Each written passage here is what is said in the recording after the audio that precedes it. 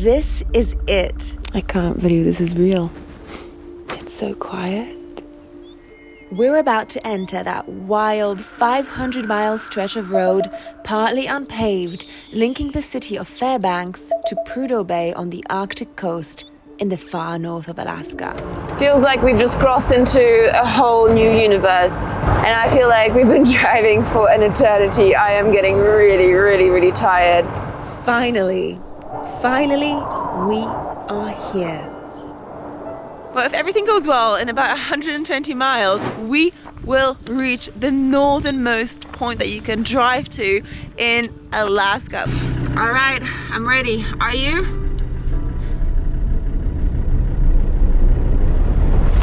Well, this is a whole new chapter. We have just arrived at the beginning of the very famous, I should say maybe infamous, Dalton Highway. This is the highway that connects Fairbanks to the very north of Alaska. Probably one of the most remote, wildest highways in the world, and we're here. Generations of travelers have graced this sign with their stickers.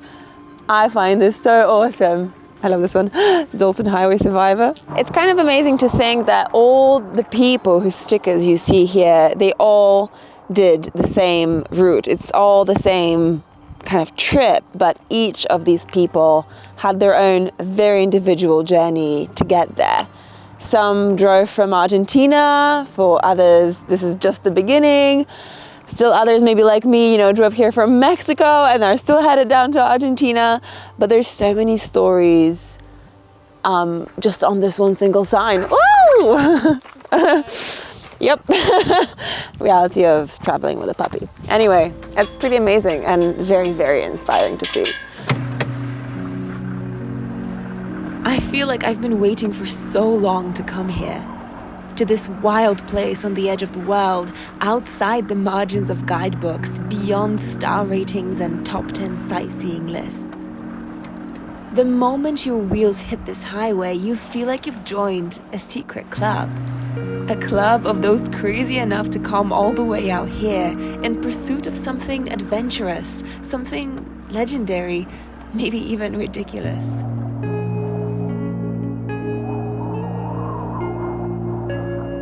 Out here, the only way is north, all the way north to the edge of the world. Spent the last 5 hours driving on pretty rough roads, really loving every moment, but also definitely feeling the long hours of driving over the last week and a half. So I am super excited about this campsite. It looks mesmerizingly beautiful. Places like this, you won't find these places in travel guidebooks. No way.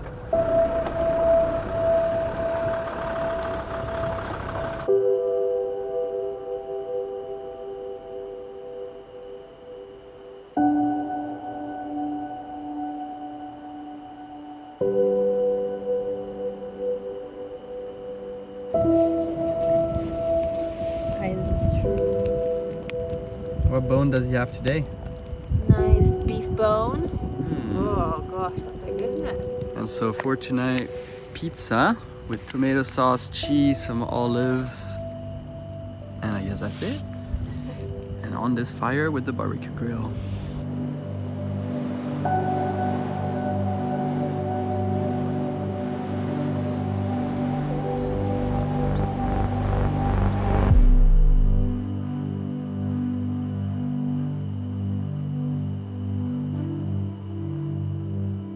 My grandpa was a world traveler, and he went on these really long, massive 1 or 2 month long trips to places like Kenya and China and Mexico, places that, back in 70s, 80s, 90s Poland were completely so far flung, nobody went there, and he did. And when he came back from his trips, he wrote these travel chronicles, he called them.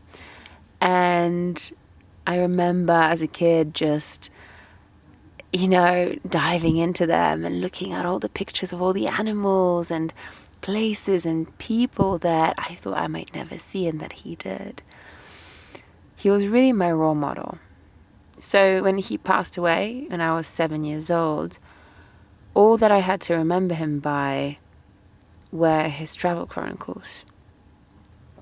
So I remember sitting there and leafing through their pages, reliving his travel experiences and feeling his presence in those books. And I still think about him almost every day and all the ways that he's inspired me. So I have some of his words written here, translated on my phone, and I want to read them out to you because they really mean a lot to me. I think he was making his way across Tanzania in a minibus as he scribbled the following lines. I noticed something changing in me. I've lost all my rush. The miles no longer impress me. Whether there's 100, 200 or 600 of them, they leave me indifferent because I must cross that distance anyway. So I'm not afraid of distances anymore, and the same applies to time. Whether I'm due to be on the road for 5 hours or 17, what's the difference? Either way, I must reach my destination. I don't get anxious about the slow, snail-like pace. I simply get into my vehicle and I drive so far and for so long in absolute peace until I finally reach the destination that I have set for myself. I also don't let the discomforts bother me, such as a hard seat or heat, dust, the lack of water. All of this in its own way is beautiful and wonderful. Whoever cannot adapt to this kind of life, in fact, whoever cannot come to love this kind of life, cannot be a true traveler. To be a true traveler requires strength of character. I don't know if you can hear me, Grandpa, but if you can, you're always with me. Always.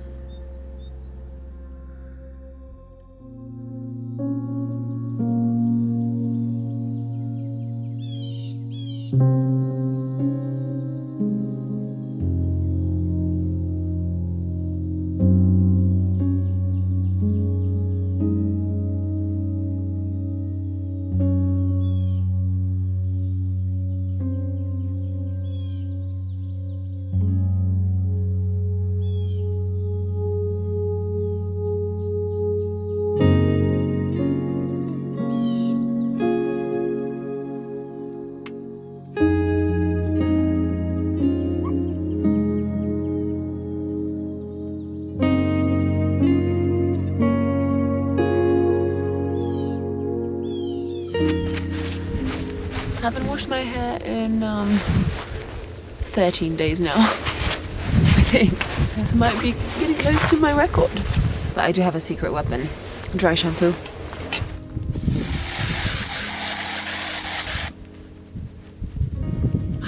Yes. Can't even tell. Honestly, I don't know who I'm doing this for. I think it's, at this point, just for myself. Because it just feels nice to have nice smelling hair. While everything else just does not live up to that standard. You know, like out there in like the real world. This really feels very real, but out there in like, you know, like the city, we're always bombarded with so much marketing for like all these things that we supposedly need to be beautiful and healthy and clean, but you really don't need them. You really don't. Less is more. It turns out you really don't need much. And that's kind of liberating, you know? It feels nice to know that you don't need much.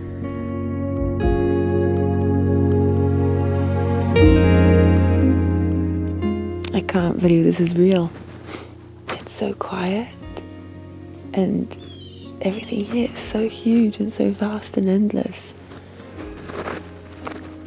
Really makes you feel very tiny. Like a tiny little human in a really huge world. This is the exact opposite of how I feel when I wake up in the city. Here, I open my eyes and I smile. I'm so excited about what the day will bring.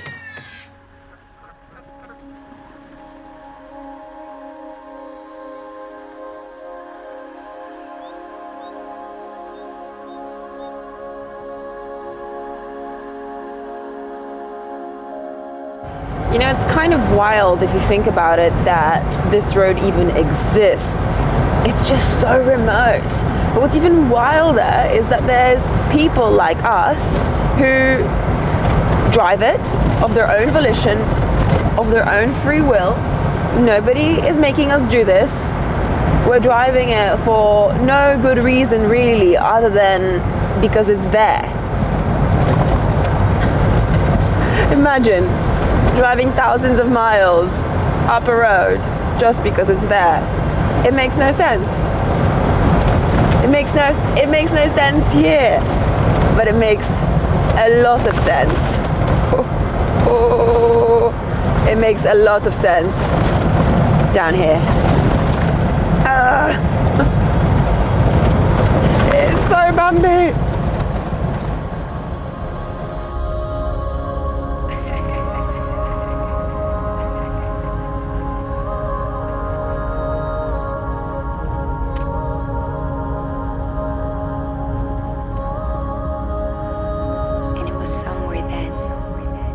You know, before I started driving the Alaska leg, so from Seattle all the way to the north of Alaska and back, I looked at the map and I was like, oh my God, this is like 5,500 miles of driving.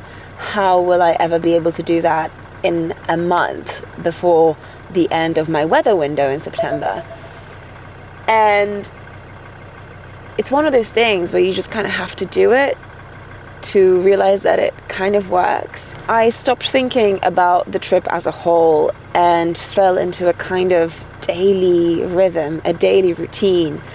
You know, we wake up at 6:30 in the morning, we eat, we have coffee, I play with Vilk, I take him for a walk, we drive for an hour and a half, we have a pee break, we go for a walk, we get back in the cars, we stop for lunch, we have food, we play, we walk, we get back in the car, we drive some more, and then in the evening around 6 p.m. we stop again, we set up camp, we go for a walk, we play, we eat, we sit by the fire, and then we go to sleep, and then we start all over again. It's a very simple daily rhythm that we picked up on a pretty extraordinary expedition. But it's funny to see that even with an expedition, a massive adventure like this, it feels pretty routine, you know? Every day brings something new, yes, but there's a structure to each day that makes it so much more manageable, and that makes me really happy, because I tend to get a little bit overwhelmed sometimes. So it's good to know that there's this structure that I can always fall back on.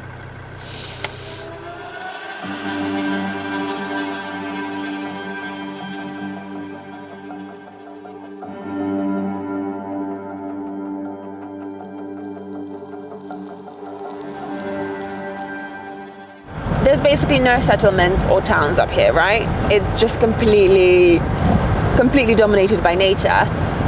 So a big risk that you run when you come out here is that you might run out of fuel, because the gas stations are like 250 miles apart. And lo and behold, we have made it to Coldfoot. What a great name for a town, Coldfoot. This is the last gas station before the north of Alaska, like the north. So I am definitely making sure to stop here and get some fuel. $7.5 per gallon. Ew. Guess how much it is? Mathilde and Nick have a much larger tank, so they don't actually have to refuel, they're fine. But I am getting towards the bottom of my tank, so I definitely need all the extra gas I can take, even if it costs $7.50 per gallon. We may have a little problem. So the payment system here is clearly broken. On this side, it doesn't work at all. The screen is just completely blank. There's a couple more pumps. Let's take a look. This one says, out of service. Please use another pump. Okay, last chance. Press pay, yeah, okay, pay inside.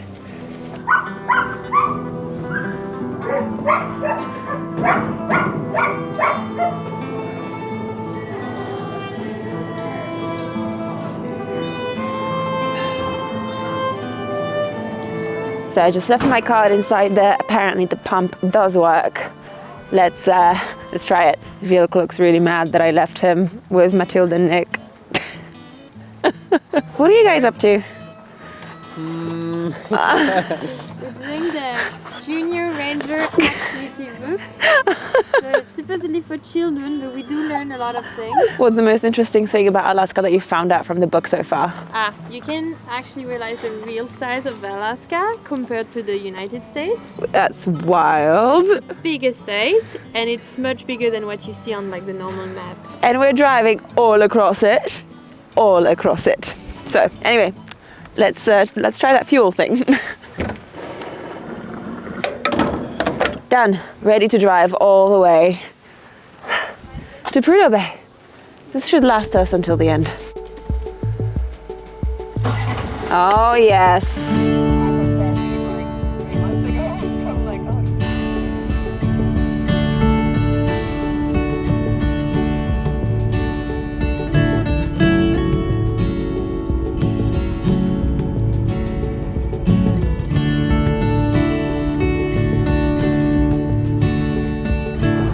Feels like we've just crossed into a whole new universe. There are no trees here. It's just endless mountains and tundra. That's it. And I feel like we've been driving for an eternity. I am getting really, really, really tired. We have another 10 miles to go today. And then we're gonna stop because I don't know how much further I can go. So bumpy, so rough. Oh, I might lose my hearing after this. Clearly the puppy is not bothered at all. He's been sleeping for the last hour like these are the smoothest roads in the world.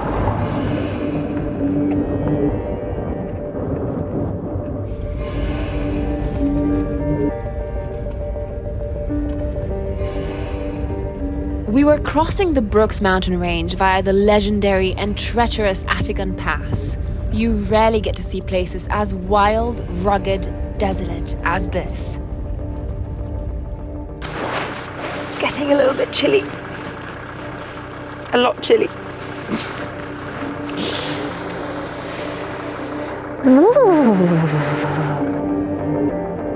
I was looking around, mesmerized. It all looked terrifying, but also I was in utter awe.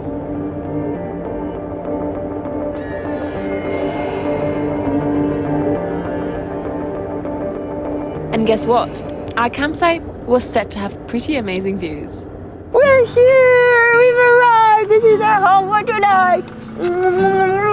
Oh yeah! Wow! Let's get out, shall we? Shall we get out? Let's do it. Other way. 1, 2, 3.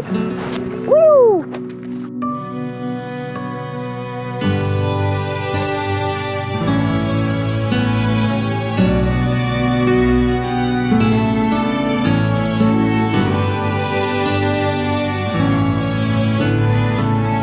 Tonight's fire doesn't come easy.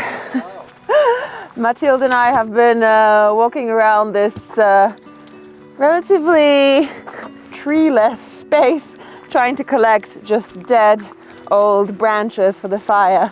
On tonight's dinner menu, out here in the Arctic, we've got very fancy Beyond burgers, vegan burgers for all of us, with guacamole, salsa, tomatoes, veggies, just surrounded by this insanely beautiful scenery.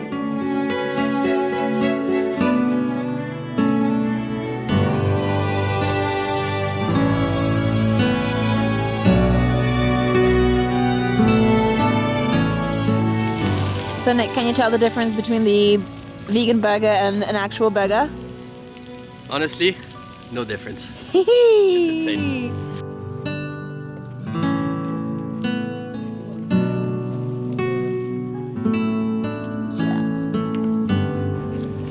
Dig in!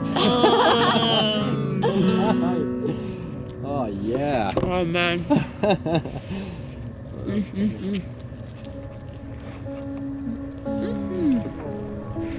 Quite possibly one of the best burgers I've had in my life. Yeah.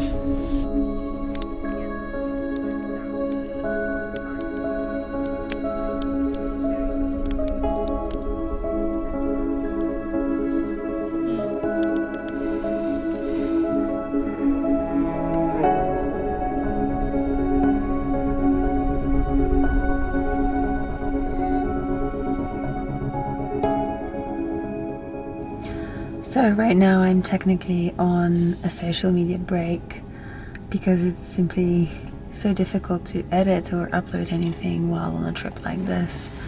But there's still a lot of stuff that needs to be backed up, you know, and double checked and triple checked, and but it's now 11:30 and I should probably go to bed to get like a good 7-8 hours of sleep before tomorrow. It's a big day.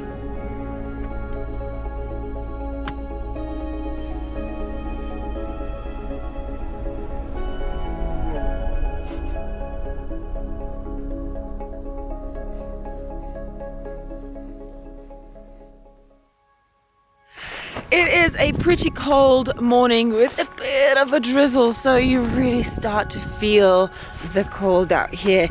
But, well, if everything goes well, in about 120 miles, we will reach the northernmost point that you can drive to in Alaska, which is so exciting. Meanwhile, out here, things got really cold overnight. I mean, we are in the Arctic right now, so I'm not really surprised that it's chilly. Anyway, we're gonna get in the car and I'm gonna drive, and that will be it. And I just gotta say one thing. I'm so excited about the fact that I will arrive in Prudhoe Bay, the northernmost point that you can drive to in Alaska, wearing socks and sandals. I think this is a great look. This really harks back to my Eastern European roots. Thank you. Hey Viet, come! Let's go! Let's get this show on the road! Good boy! You wanna go inside? Go inside! Hoppa! I only want to take off this jacket because it's so bulky that it's impossible to drive in. Alright, I'm ready. Are you? Yes, we are, and we've got 230k till we arrive, 3 hours 15, and hopefully the weather gets better. I hope so too. Let's get this show on the road. Let's get to Prudhoe Bay. Arctic Overlandies! Arctic Overlandies!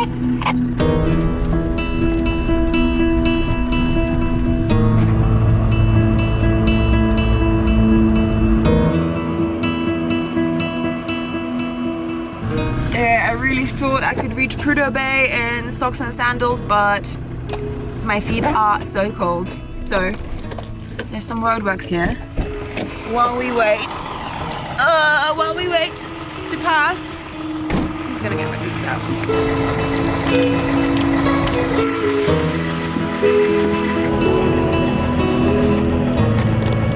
Yes, I do have a hole in my sock. Yes, I do. They're my favorite socks. Oh.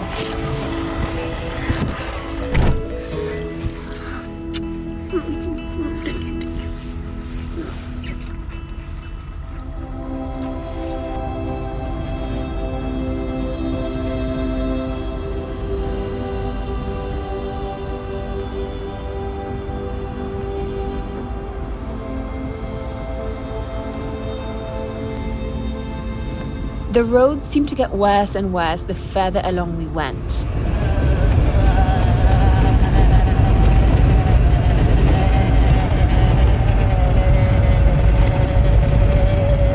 Okay, that's a rough road.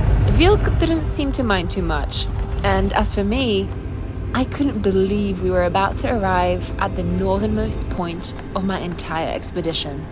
It felt unreal.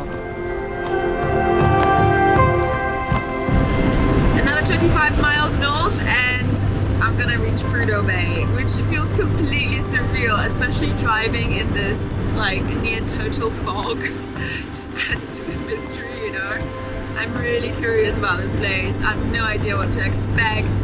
I don't know if there's any restaurants or supermarkets or convenience stores there or anything much apart from the hotel where I booked a night so I can take a shower and wash my hair, finally. So Dead Horse is the town adjacent to Prudhoe Bay, so we're very, very close. I'm just gonna switch off the camera and enjoy these last 20 miles north to the fullest. Going to the Arctic Ocean, baby! Woohoo!